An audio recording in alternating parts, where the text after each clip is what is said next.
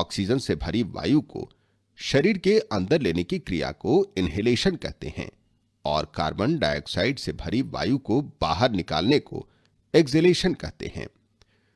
बगैर सांस लिए हम अधिक देर तक जीवित नहीं रह सकते हैं।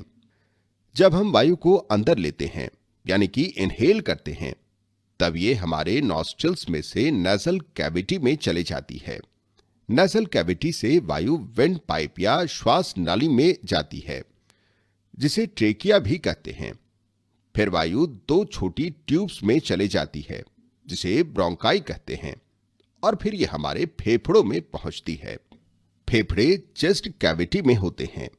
ये कैविटी रिब्स या पसलियों से घिरी रहती है।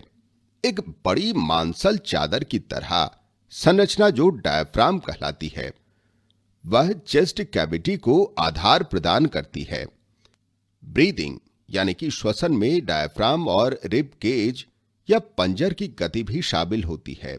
जब डायफ्राम नीचे की ओर जाता है तो इससे चेस्ट कैविटी बढ़ जाती है। हमारे शरीर में वायु नॉस्ट्रिल्स से प्रवेश करती है। फिर ये वायु एक पाइप से गुजरती है जो विंड पाइप कहलाता है। वायु पाइप के दोनों हिस्सों में जाती है जो ब्रोंकाई कहलाते हैं, और आखिर में वायु लंग्स में पहुंचती है, जिससे कि लंग्स फूल जाते हैं। जब डायफ्राम ऊपर की ओर जाता है, लंग्स पर ज्यादा दबाव पड़ता है और वायु लंग्स से बाहर निकल जाती है। यानी कि वायु जिस रास्ते से हमारे शरीर में प्रवेश करती है, उसी रास्ते से बाहर निकल जाती है, यानी कि लंग्स से ब्रोंकाई में, फिर वेंट पाइप में, फिर नेसल कैविटी, फिर नॉस्ट्रिल्स के द्वारा शरीर से बाहर। एक बार फिर से देखते हैं।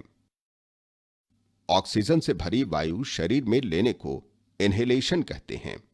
इनहेलेशन के दौरान रिब्स ऊपर की ओर बाहर की ओर बढ़ती है, चेस्ट कैविटी बढ़ जाती है और वायु लंग्स में जाकर लंग्स को फुला देती है।